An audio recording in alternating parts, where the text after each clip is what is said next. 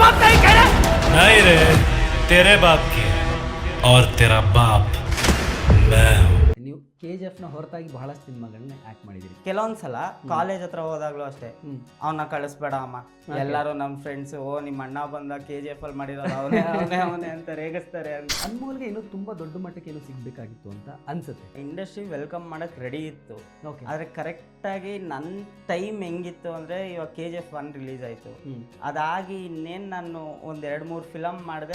ಇವಾಗ್ಲೂ ಅಷ್ಟೇ ಎಷ್ಟೊಂದು ಜನ ಕಾಲ್ ಮಾಡಿದಾಗ ನನಗಿನ್ನ ಅದೇ ಏಜಲ್ಲಿ ಅದೇ ಪಾತ್ರಕ್ಕೆ ಕಾಲ್ ಮಾಡಿರ್ತಾರೆ. KGF ಒಂದು ಜಾನರ್ ಆದರೆ ಸೊ ಬಿಚ್ಚುಗತ್ತಿ ಇನ್ನೊಂದು. ಒಂದೊಂದು ಫಿಲಮೂ ನನಗೆ ಒಂದೊಂದು ಏನಂತಾರೆ ಹೊಸದೇನಾದರೂ ಕಲಿಯೋ ಥರ. ಇವಾಗ ಇದರಲ್ಲಿ ನನಗೆ ಸ್ಲ್ಯಾಂಗು, ಲ್ಯಾಂಗ್ವೇಜು ಅದನ್ನು ಕಲಿಯೋದಕ್ಕೆ ಸಿಕ್ತು. ಡ್ಯಾನ್ಸು, ಜಿಮ್ನಾಸ್ಟಿಕ್ಸು, ಫೈಟು, ಆ್ಯಕ್ಟಿಂಗು, ಇವಿಷ್ಟು ನನಗೆ ಒಂದೇ ಕ್ಲಾಸಲ್ಲಿ ಒಂದೇ ಮಾಸ್ಟ್ರಿಂದ ಸಿಕ್ತು. ಅದು ನಾನು ಫಿಲಮ್ ರೆಡಿಯಾಗಿ ಡಬ್ಬಿಂಗಲ್ಲೆಲ್ಲ ಹೋಗಬೇಕಾದ್ರೆ ನಾನು ಅವ್ರಿಗೆ ಕೇಳಿದೆ, ಸರ್ ಈ ಸೀನ್ಸ್ ಎಲ್ಲ ತೊಗೊಂಡ್ರಲ್ಲ ಅದೇನು ಮಾಡಿದ್ರಿ? ಇಲ್ಲ ಅದಕ್ಕೊಂದು ಸಾಂಗ್ ರೆಡಿ ಮಾಡ್ತಾ ಇದ್ದೀವಿ ನಾವು ಅಂತ ಹೇಳಿದ್ರು. ಈಗ ನಿಮ್ಗೆ ಗೊತ್ತು ಟಾಕ್ಸಿಕ್ ಸಿನಿಮಾ ಬರ್ತಿದೆ. ಎಷ್ಟೊಂದು ಜನ ನನಗೆ ಸಿಕ್ಕಿದಾಗ ನೀನು KGF ಅಲ್ಲಿ ಮಾಡ್ದಲ್ಲ ಟಾಕ್ಸಿಕಲ್ ಮಾಡ್ತಾ ಇಲ್ವಾ ನೀನು ಅಂತಾರೆ. ಇನ್ನೊಂದು ಯಾವುದೋ ಒಂದು ಪ್ರಾಜೆಕ್ಟಿಗೆ ನಾನು ವರ್ಕ್ ಮಾಡ್ತಾ ಇದ್ದೀನಿ. ಓಕೆ. ಸೊ ಅದನ್ನು ಅತಿ ಶೀಘ್ರದಲ್ಲಿ ಆಚೆ ಬಿಡ್ತೀನಿ. ಇವಾಗ ಅದನ್ನ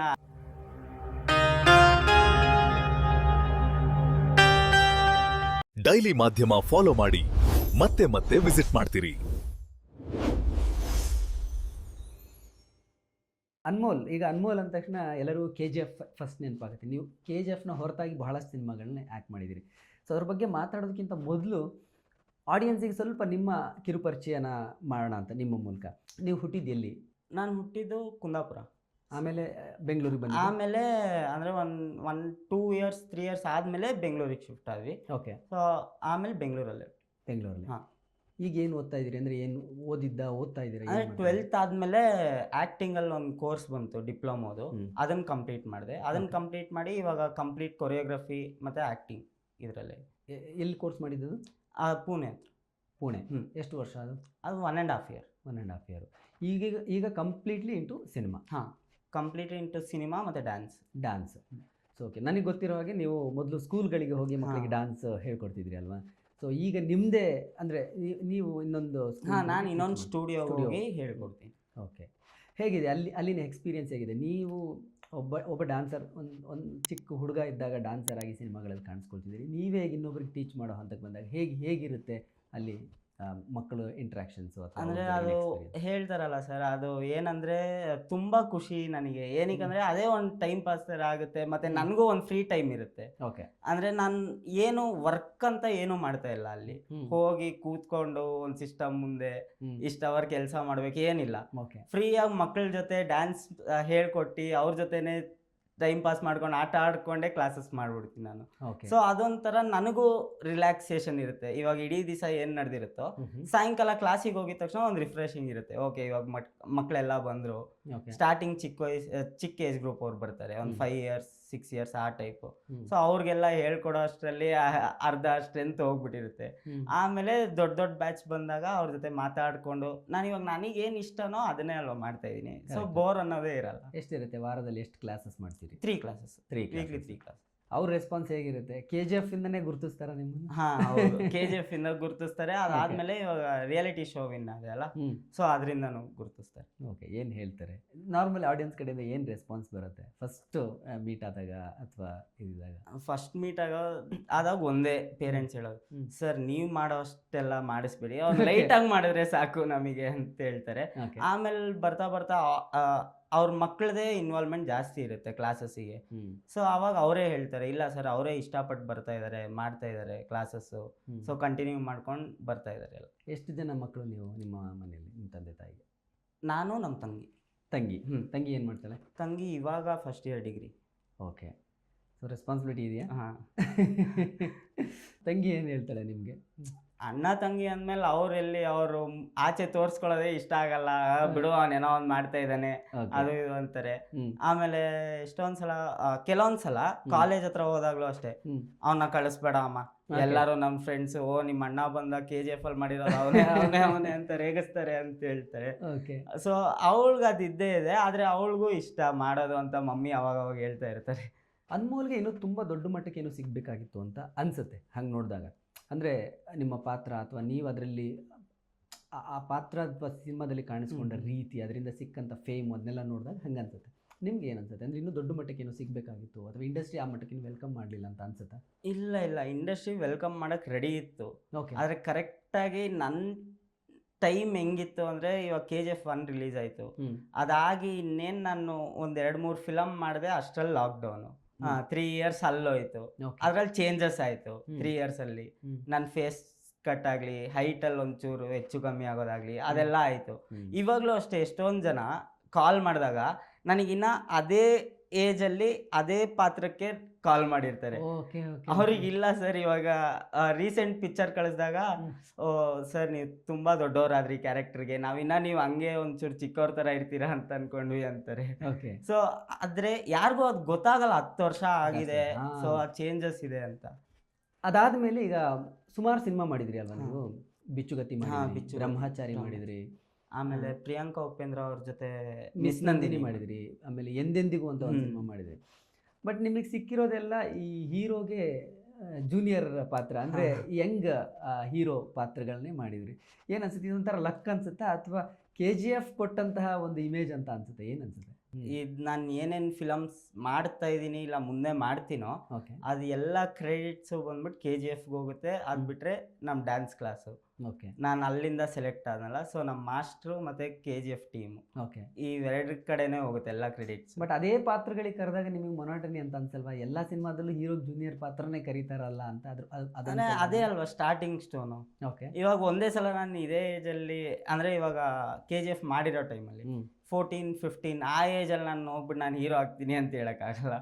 ಅವಾಗ ಇದೇ ಪಾತ್ರಗಳು ಮಾಡ್ಕೊಂಡು ಹೋಗ್ಬೇಕಾಗುತ್ತೆ. ಏನಕ್ಕಂದರೆ ಈ ಪಾತ್ರಗಳಲ್ಲಿ ನಾನು ಚೆನ್ನಾಗಿ ಮಾಡಿಕೊಂಡು ಬೆಳೀತಾ ಹೋದರೆ ಮುಂದೆ ಇಂಪ್ರೂವ್ಮೆಂಟ್ಸ್ ಆಗುತ್ತೆ. ಆವಾಗ ಎಲ್ಲಾದರೂ ನೆಕ್ಸ್ಟು ಯಾವುದಾದ್ರೂ ಆಫರ್ಸ್ ಬಂದರೆ ಅವಾಗ ಹೀರೋ ಆಗಿ ಮಾಡ್ಬೋದು. ಸೊ ಬಿಚ್ಚುಗತ್ತಿ ಬಗ್ಗೆ ಸ್ಪೆಷಲಿ ಮಾತಾಡಬೇಕು. ಡಿಂಗ್ರಿ ನಾಗರಾಜ್ ಅವ್ರ ಮಗ ರಾಜವರ್ಧನ್ ಮಾಡಿದ ಪಾತ್ರ ಐತಿಹಾಸಿಕ ಪಾತ್ರ.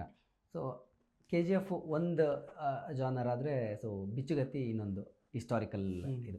ಸೊ ಅಲ್ಲಿನ ಎಕ್ಸ್ಪೀರಿಯನ್ಸ್ ಹೇಗಿತ್ತು? ಆ ಥರದ್ದೊಂದು ಪಾತ್ರ ಮಾಡುವಾಗ ಏನು ಲರ್ನಿಂಗ್ ಲೆಸನ್ ಏನು ನಿಮಗೆ? ಅಂದರೆ ನನಗೆ ಆ ಭಾಷೆ, ಲ್ಯಾಂಗ್ವೇಜು, ಡೈಲಾಗ್, ಸ್ಲ್ಯಾಂಗ್ಸ್ ಹಿಡಿಯೋದಕ್ಕೆ ಸ್ವಲ್ಪ ಕಷ್ಟ ಆಗ್ತಿತ್ತು. ಏನಕ್ಕಂದರೆ ಅದು ಹಳೆ ಕಾಲದ ಸ್ಲ್ಯಾಂಗ್ ಸ್ವಲ್ಪ ಬರಬೇಕಿತ್ತು ಅಂತ ಅವರಿಗೆ. ಸೊ ಆ ಸ್ಲ್ಯಾಂಗು ಮತ್ತು ಒಂದೊಂದು ಫಿಲಮೂ ನನಗೆ ಒಂದೊಂದು ಏನಂತಾರೆ ಹೊಸದೇನಾದರೂ ಕಲಿಯೋ ಥರ. ಇವಾಗ ಇದರಲ್ಲಿ ನನಗೆ ಸ್ಲ್ಯಾಂಗು, ಲ್ಯಾಂಗ್ವೇಜು ಅದನ್ನು ಕಲಿಯೋದಕ್ಕೆ ಸಿಕ್ತು. ಆಮೇಲೆ ನೆಕ್ಸ್ಟ್ ಫಿಲಮ್ಸಲ್ಲಿ ನನಗೆ ನನ್ನ ಫೇಶಿಯಲ್ ಎಕ್ಸ್ಪ್ರೆಷನ್ಸು, ಅಂದರೆ ಒಂದೇ ಥರ ಕ್ಯಾರೆಕ್ಟರ್ ನನಗೆ ಸಿಕ್ಕಿಲ್ಲ. ಜೂನಿಯರ್ ರೋಲ್ ಸಿಕ್ಕಿರೋದು ನಿಜ, ಆದರೆ ಒಂದೇ ಥರ ಕ್ಯಾರೆಕ್ಟರ್ ಇಲ್ಲ, ಬೇರೆ ಬೇರೆ ಬೇರೆ ಬೇರೆ ಕ್ಯಾರೆಕ್ಟರ್ ಇದೆ. ಸೊ ಅದೊಂದು ಚಾಲೆಂಜ್ ಆಗಿತ್ತು ನನಗೆ. ಇವಾಗ KGF ಅಲ್ಲಿ ಒಂದು ರಫ್ ಲುಕ್ಕಲ್ಲಿತ್ತು, ಬಿಚ್ಚುಗತ್ತಿಲಿ ಅಷ್ಟು ರಫ್ ಇಲ್ಲ, ರಫು ಇದೆ, ಸಾಫ್ಟು ಇದೆ. ಅಮ್ಮನ ಸೆಂಟಿಮೆಂಟು ಅಲ್ಲಿ ಒಟ್ಟಿಗೆ ಇರುತ್ತೆ ನಂದು ಬಿಚ್ಚುಗತ್ತಿಲಿ. ಆಮೇಲೆ ಅದು ಮುಗಿಸ್ಕೊಂಡ್ ಬರ್ತಿದ್ದಂಗೆ ಮಿಸ್ ನಂದಿನಿ, ಅದರಲ್ಲಿ ಸ್ಟೂಡೆಂಟ್ ಲೀಡು ಪ್ರಿಯಾಂಕಾ ಮ್ಯಾಮ್ ಜೊತೆ. ಸೊ ಅದೇ ಬೇರೆ ಥರ. ಸೊ ಒಂದೊಂದು ಕ್ಯಾರೆಕ್ಟ್ರೂ ಬೇರೆ ಬೇರೆ ಕ್ಯಾರೆಕ್ಟರ್ ಬರ್ತಾ ಇದೆ, ಅದರಿಂದ ನನಗೂ ಕಲಿಯೋಕ್ಕೆ ತುಂಬ ಸಿಗ್ತಾಯಿದೆ. ಈಗ ನೀವು ಒಂದು ಟೀನೇಜನ್ನು ಕ್ರಾಸ್ ಮಾಡಿ ಮುಂದಕ್ಕೆ ಬಂದಿದ್ದೀರಿ, ನಿಮಗೊಂದಿರುತ್ತೆ, ಈಗ ಇಂಡಸ್ಟ್ರಿಯಲ್ಲಿ ಆ್ಯಕ್ಟಿವ್ ಆಗಿದ್ದೀರಿ, ಒಂದು ಆಲ್ರೆಡಿ ನಿಮಗೊಂದು ಫೇಮ್ ಅಂತ ಒಂದು ಆಲ್ರೆಡಿ ಸಿಕ್ಕಿದೆ. ಈಗ ಆ ಒಂದು ಫೇಮ್ ಇಟ್ಕೊಂಡು ಮುಂದೆ ಈಗ ಹೋಗಬೇಕು ಅಂದರೆ ನಾನು ಈ ಥರದ್ದು ಒಂದಷ್ಟು ಪಾತ್ರಗಳನ್ನ ಮಾಡಬೇಕು ಅಂತೇಳಿ ಯಾವ ಥರದ್ದು ಅಂತ ಅನ್ಸುತ್ತೆ? ಚಿಕ್ಕ ವಯಸ್ಸಿಂದ ನಾನೀಗ ಒಂದೇ ಕ್ಲಾಸಲ್ಲಿ ಡ್ಯಾನ್ಸು, ಜಿಮ್ನಾಸ್ಟಿಕ್ಸು, ಫೈಟು, ಆ್ಯಕ್ಟಿಂಗು, ಇವಿಷ್ಟು ನನಗೆ ಒಂದೇ ಕ್ಲಾಸಲ್ಲಿ ಒಂದೇ ಮಾಸ್ಟ್ರಿಂದ ಸಿಕ್ತು. ಸೊ ಹಂಗಾಗಿ Chamaraj master. Chamaraj master. So ಅವ್ರ ಹತ್ರನೇ ನಾನು ಸೇರಿದ್ದು ಫಸ್ಟು. ಅಲ್ಲಿಂದನೇ ನನಗೆ ಫಿಲಮ್ ಆಪರ್ಚುನಿಟೀಸ್ ಎಲ್ಲ ಬರೋಕ್ಕೆ ಸ್ಟಾರ್ಟ್ ಆಯಿತು. ಸೊ KGF ಅವ್ರ ಕಡೆಯಿಂದನೇ ಬಂತು ನನಗೆ. ಸೊ ಹಾಗಾಗಿ ನಾನು ಚಿಕ್ಕ ವಯಸ್ಸಿಂದನೂ ಡ್ಯಾನ್ಸು, ಜಿಮ್ನಾಸ್ಟಿಕ್ಸು ಎಲ್ಲ ಮಾಡ್ತಾ ಇರೋದ್ರಿಂದ ನನಗೆ ಫೇವರೇಬಲ್ಲು ಒಂಥರ ಒಂದು ಆ್ಯಕ್ಷನ್ ಕಟ್ ಥರ ಎಲ್ಲಿ ನಾನು ನನ್ನ ಫೈಟ್ಸು ಯೂಸ್ ಮಾಡ್ಬೋದು, ಸ್ಟಂಟ್ಸು ಯೂಸ್ ಮಾಡ್ಬೋದು ವಿತೌಟ್ ರೋಪ್ಸು, ಆಮೇಲೆ ಡ್ಯಾನ್ಸು ಯೂಸ್ ಮಾಡಬೇಕು. ಏನಕ್ಕಂದರೆ ಆ್ಯಕ್ಟಿಂಗ್ ನೋಡ್ತಾ ಇದ್ದಾರೆ, ಕರೆಕ್ಟ್, ಡ್ಯಾನ್ಸು, ಫೈಟ್ಸು ಅದೆಲ್ಲ ಯಾರೂ ನೋಡಿಲ್ಲ.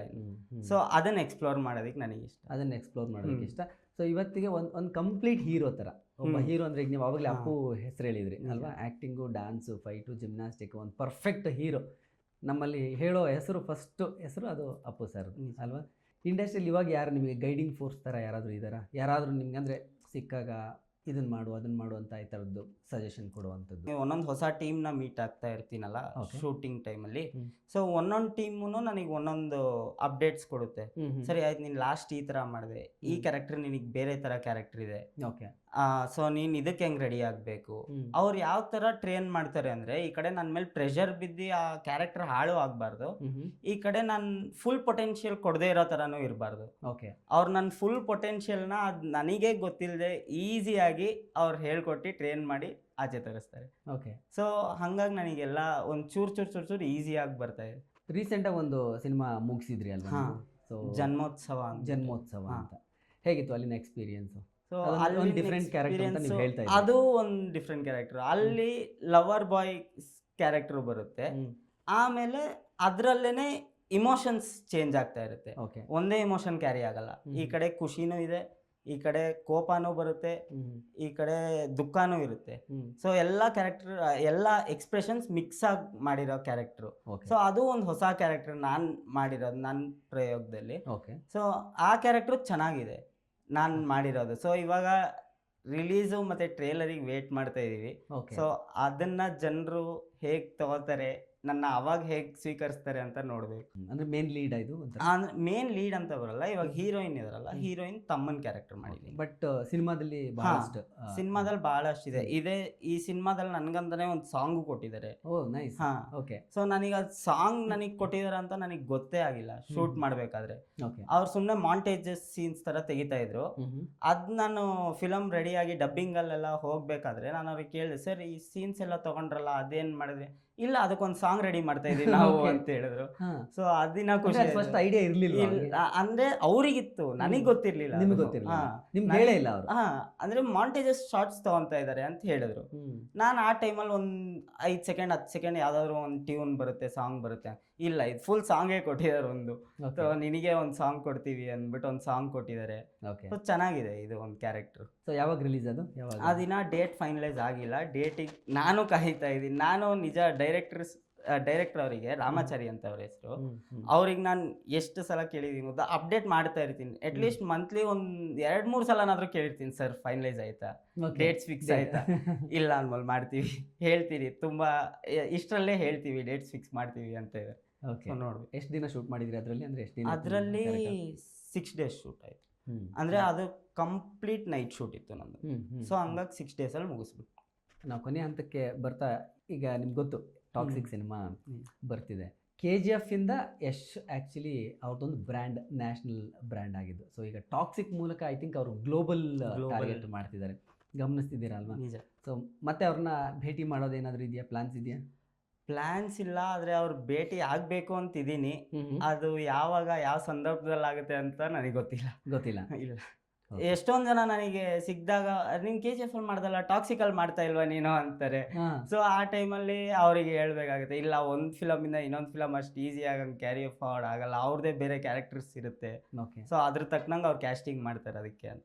ಭಾಳ ಚಿಕ್ಕ ಏಜಿಗೆ ಸಿನಿಮಾದಲ್ಲಿ ಬಣ್ಣ ಹಚ್ಚಿ ಇವತ್ತು ಒಂದು ಲೆಕ್ಕಕ್ಕೆ ಈ ಏಜ್ಗೆ ಒಂದು 20-21 ವಯಸ್ಸಿಗೆ ಆಲ್ರೆಡಿ ಒಂದು ಹೆಸರನ್ನು ಆಲ್ರೆಡಿ ತೊಗೊಂಡಿದ್ದೀರಿ. ಅದು ಬಿಕಾಸ್ ಆಫ್ KGF. ಸೊ ಈಗ ಮನೆಯಲ್ಲಿ ಅಥವಾ ನಿಮ್ಮ ಸರೌಂಡಿಂಗ್ಸು, ನಿಮ್ಮ ಸ್ನೇಹಿತರು, ನಿಮ್ಮ ಸಂಬಂಧಿಕರು ಈಗ ನಿಮ್ಮನ್ನು ಹೇಗೆ ನೋಡ್ತಾರೆ, ಹೇಗಿರುತ್ತೆ ಈಗ ವಾತಾವರಣ? ಅಂದರೆ ಅವರು ಮಾತಾಡಿಕೊಂಡು ಜಾವಿಯಲ್ಲಾಗಿ ನಾವು ಕ್ಯಾಶುವಲಾಗಿ ಮಾತಾಡಬೇಕಾದ್ರೆ ಅವಾಗ ಎತ್ತಾಡಿಸ್ತಾರೆ, ನೀನು ಬಿಡಪ್ಪ KGF ಅಲ್ಲಿ ಮಾಡಿದ್ಯಾ, ದೊಡ್ಡವನು ಆಗಿಬಿಟ್ಟಿದ್ಯಾ ನೀನು ಅಂತ. ಆದರೆ ಇಲ್ಲ, ನಾನು ಫಸ್ಟಿಂದ ಫ್ರೆಂಡ್ಸ್ ಸರ್ಕಲ್ ಯಾವುದಿದೆಯೋ ಅವ್ರ ಜೊತೆ ಫುಲ್ ಚೆನ್ನಾಗಿದ್ದೀನಿ. ಫ್ರೆಂಡ್ಸ್ ಸರ್ಕಲ್ ಎಲ್ಲ ಕರೆಕ್ಟಾಗಿದೆ, ರಿಲೇಟಿವ್ಸು ಎಲ್ಲರ ಹತ್ರ ಪೀಸಾಗಿ ನಾರ್ಮಲ್ ಆಗಿ. ಈಗ ಕೆಲವರಿಗೆ ತುಂಬ ದೊಡ್ಡ ಸಕ್ಸಸ್ ಬಂದಾಗ ಅದು ಕೆಲವರಿಗೆ ಬ್ಯಾಗೇಜ್ ಆಗುತ್ತೆ. ಅವಕಾಶದ ದೃಷ್ಟಿಯಿಂದ ನೋಡಿದ್ರು ಕೂಡ ಕೆಲವು ಸಲ ಬ್ಯಾಗೇಜ್ ಆಗೋ ಸಾಧ್ಯತೆ ಇದೆ. KGF ಅಲ್ಲಿ ಮಾಡಿದ್ದಾನೆ, ಈ ಥರದ್ದೇ ಪಾತ್ರ, ಆ ಥರದ್ದಿಲ್ಲ ಅಂದರೆ ಬೇಡ ಅನ್ನೋ ಥರದ್ದು ಒಂದಷ್ಟು ಲಿಮಿಟೇಷನ್ಸ್ಗಳು ಬರೋಕ್ಕೆ ಶುರುವಾಗುತ್ತೆ. ಆ ಥರದ್ದು ಏನಾರ ಆಗುತ್ತೆ ಅಂತ ಅನ್ಸುತ್ತಾ? ಆಗಿದೆ ಅಂತ? ಕ್ಯಾರೆಕ್ಟರ್ ಮೇಲೆ ಲಿಮಿಟೇಷನ್ ಆಗಿಲ್ಲ, ನನ್ನ ಏಜಿಂದ ಲಿಮಿಟೇಷನ್ಸ್ ಆಗಿದೆ. ಅದಾಗಿದೆ. ಸೊ ಕೊನೆಯದಾಗಿ ಈಗ ಏನು ಮಾಡ್ತಿದ್ದೀರಿ ಅನ್ಮೋಲ್?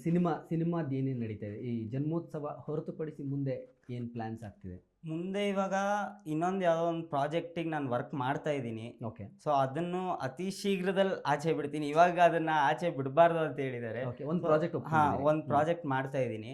ಈ ಪ್ರಾಜೆಕ್ಟಲ್ಲಿ ಇನ್ನೊಂದು ಹೊಸ ರೋಲ್ ಮಾಡ್ತಾ ಇದ್ದೀನಿ ನಾನು. ಓಕೆ. ಏನಕ್ಕಂದ್ರೆ ಇಷ್ಟು ದಿನ ನಾನು ಏನೇನು ಕ್ಯಾರೆಕ್ಟರ್ಸ್ ಪ್ಲೇ ಮಾಡಿದ್ನೋ ಜೂನಿಯರ್ ಆಗಿ, ಇದ್ರಲ್ಲಿ ಇನ್ನೊಂದು ಹೊಸ ರೋಲ್ ಮಾಡ್ತಾ ಇದ್ದೀನಿ. ನನಗೆ ತುಂಬಾ ಚಾಲೆಂಜಿಂಗ್ ಇನ್ನೊಂದು ಲೆವೆಲ್ ಮೇಲೆ. ಇನ್ನೊಂದು ಲೆವೆಲ್ ಅಪ್ಗ್ರೇಡ್ ಆಗ್ತಾ ನಿಮ್ಮ ಕರಿಯರ್ ಇನ್ನೂ ಸ್ವಲ್ಪ ಹಾ. ಅಪ್ಗ್ರೇಡ್ ಆಗ್ತಾ ಇದೆ. ಅಪ್ಗ್ರೇಡ್ ಮಾಡ್ತಾ ಇದ್ದೀನಿ ಒಂದು ಲೆವೆಲ್. ಓಕೆ. ಇದು ನನಗೆ ತುಂಬಾ ಚಾಲೆಂಜಿಂಗ್ ಆಗಿದೆ. ಸೊ ಅದಕ್ಕೆ ಪ್ರಿಪೇರ್ ಆಗ್ತಾ ಇದ್ದೀನಿ. ಓಕೆ. KGF ಎಷ್ಟು ವರ್ಷ ಪ್ರಿಪೇರ್ ಮಾಡ್ಕೊಂಡಿದ್ರಿ ನೀವು ಮೊದಲು? ಅಂದರೆ ಎಷ್ಟು ಸಮಯ ಪ್ರಿಪೇರ್ ಮಾಡ್ಕೊಂಡಿದ್ರಿ? KGF ಅದೇ ಗ್ಯಾಪ್ ಕೊಟ್ಟು ಆಲ್ಮೋಸ್ಟ್ 1 ಇಯರ್ ಹತ್ರ ಅದು ಟ್ರೈನಿಂಗ್ ಪೀರಿಯಡ್ ನಡೆದಿದೆ. ಓಕೆ. ಪ್ರತಿ ಸಿನಿಮಾಗೂ ಹಾಗೆ ಪ್ರಿಪರೇಷನ್ಸ್ ಮಾಡ್ತಾ ಇರ್ತೀರಾ ನೀವು? ಅಂದ್ರೆ Preparations ಪ್ರತಿ ಅಂತ? ಸಿನಿಮಾಗೂ ಅದೇ ಟೈಮ್ ಸ್ಪ್ಯಾನ್ ಇರಲ್ಲ. ಹ್ಮ್. ಕೆಲವೊಂದು ಸಿನಿಮಾ ಅವರು ಏನೋ ಸೆಲೆಕ್ಟ್ ಮಾಡ್ತಾರೆ, ಹ್ಮ್. ಫೈನಲೈಸ್ ಮಾಡಿಬಿಟ್ಟು ಶೂಟ್ ಡೇಟ್ಸ್ ಇದು ಅಂತ ಕೊಡ್ತಾರೆ. ಓಕೆ. ಶೂಟಿಂಗ್ ಸ್ಪಾಟಿಗೆ ಹೋದಾಗ ನನಗೆ ಬೆಳಗ್ಗೆ ನಾನು ಅಲ್ಲಿ ರೀಚ್ ಆದಾಗ ನನಗೆ ಸ್ಕ್ರಿಪ್ಟ್ ಕೊಡ್ತಾರೆ. ಓಕೆ. ಆಗಲೇ ನೋಡಿ ಡೈಲಾಗ್ಸ್. ಅಲ್ಲಿ ಹೋದ್ಮೇಲೆ ನನಗೆ ಸ್ಕ್ರಿಪ್ಟ್ ಸಿಗುತ್ತೆ. ಆಮೇಲೆ ನನಗೆ 1 ಡೇ ಟೈಮು ಕೊಡ್ತಾರೆ ಓಕೆ. ಪ್ರಿಪೇರ್ ಆಗೋದಕ್ಕೆ. ಏನಾದರೂ ಡೌಟ್ಸ್ ಇದ್ರೆ ಅವರೇ ಹೆಲ್ಪ್ ಮಾಡ್ತಾರೆ ನನಗೆ. ಸೊ ಹಂಗಾಗಿ ನಡೆಯುತ್ತೆ. ಅಂದರೆ ಟೈಮ್ ಪೀರಿಯಡ್ ಜಾಸ್ತಿ ಫಿಲಮ್ಸಲ್ಲಿ ತಗೊಳ್ಳಲ್ಲ. ಹಾಂ. KGF ಒಂದು ದೊಡ್ಡ ಸ್ಕೇಲ್ ಸಿನಿಮಾ ಆಗಿರೋದ್ರಿಂದ ಅದಕ್ಕೆ ಸ್ವಲ್ಪ ಜಾಸ್ತಿ ಪ್ರಿಪ್ರೇಷನ್ಸ್ ಬೇಕಾಗಿತ್ತು. ಬಟ್ ನೀವು ಮೆಂಟಲಿ ಅಂತೂ ಪ್ರಿಪೇರ್ ಮೆಂಟಲಿ ಪ್ರಿಪೇರ್ ಹೋದ್ಮೇಲೆ. ಈಗ ರೀಸೆಂಟಾಗಿ ಹೊಸ ಸಿನಿಮಾ ಮಾಡ್ತಿದ್ದೀನಲ್ಲ, ಯಾವಾಗ ಅದು ಶುರು ಆಗೋದು?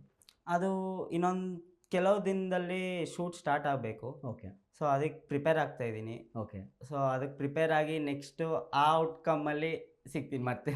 ಹೊಸ ಲುಕ್. ಹೊಸ ಲುಕ್ ಅನ್ನೋದಕ್ಕಿಂತ ಒಂದು ಹೊಸ ಕ್ಯಾರೆಕ್ಟ್ರು. ನಾನು ಇಷ್ಟು ದಿನ ಏನು ಪ್ಲೇ ಮಾಡ್ತಾ ಇದ್ನ ರೋಲು, ಅದಕ್ಕಿಂತ ಒಂದು ಲೆವೆಲ್ ಅಪ್ಗ್ರೇಡ್ ಆಗಿ ಸ್ವಲ್ಪ ಹೀರೋಗೆ ಹತ್ರ. ಹೀರೋಗೆ ಹತ್ರ ಅಂತ ಹೇಳ್ಬೋದು. ಓಕೆ. ಆ ಥರದ ಪಾತ್ರ. Thank you Anmol. Thank you. ಒಳ್ಳೇದಾಗಲಿ. Thank you. ಸೊ ನಿಮ್ಮ ಕರಿಯರ್ನ ಅಥವಾ ನಿಮ್ಮ ಲೈಫ್ನ ಒಂದು ಸಣ್ಣ ಗ್ಲಿಮ್ಸನ್ನು ನಾವು ಕೊಟ್ಟಿದ್ದೀವಿ. ಮುಂದೆ ಹೋಗ್ತಾ ನೀವು ಮತ್ತೆ ಸಿನಿಮಾಗಳು ಮಾಡಿದ್ಮೇಲೆ ಮತ್ತೆ ನಿಮ್ಮನ್ನು ಖಂಡಿತ. So thank you so much. Thank you. So ಸ್ನೇಹಿತರೆ, ಇದು ಅನ್ಮೋಲ್ ಅವರ ಮಾತು. ಸೊ KGF ಅನ್ನುವಂಥ ಒಂದು ಸಿನಿಮಾ ಮೂಲಕ ಇವತ್ತು ಇಷ್ಟು ದೊಡ್ಡ ಮಟ್ಟಕ್ಕೆ ಅನ್ಮೋಲ್ ಬೆಳೆದಿದ್ದಾರೆ. ಬಹಳ ದೊಡ್ಡ ಕನಸುಗಳಿದೆ. ಹೊಸ ಪ್ರತಿಭೆಗಳು ಕನ್ನಡ ಇಂಡಸ್ಟ್ರಿಯಲ್ಲಿ ಬರ್ತಾ ಇದ್ದಾವೆ. ಹೊಸ ಹೊಸ ಪ್ರಯೋಗಗಳು ಆಗ್ತಾ ಇದೆ. ಸೊ ಇಂತಹ ಪ್ರತಿಭೆಗಳನ್ನು ಹೆಚ್ಚು ಬಳಸ್ಕೊಂಡಾಗ ಒಳ್ಳೊಳ್ಳೆಯ ಪ್ರಾಜೆಕ್ಟ್ಗಳನ್ನು ಮಾಡಲಿಕ್ಕೆ ಸಾಧ್ಯ ಆಗುತ್ತೆ. ಸೊ ಅನ್ಮೋಲ್ಗೆ ಇನ್ನಷ್ಟು ಒಳ್ಳೊಳ್ಳೆಯ ಅವಕಾಶಗಳು ಸಿಗಲಿ, ಇನ್ನು ಎತ್ತರಕ್ಕೆ ಬೆಳೀಲಿ, ಅವ್ರಿಗೆ ಒಳ್ಳೆಯದಾಗಲಿ. ಸೊ ಇದಾಗಿತ್ತು ಇವತ್ತಿನ ವಿಶೇಷ. Thank you so much.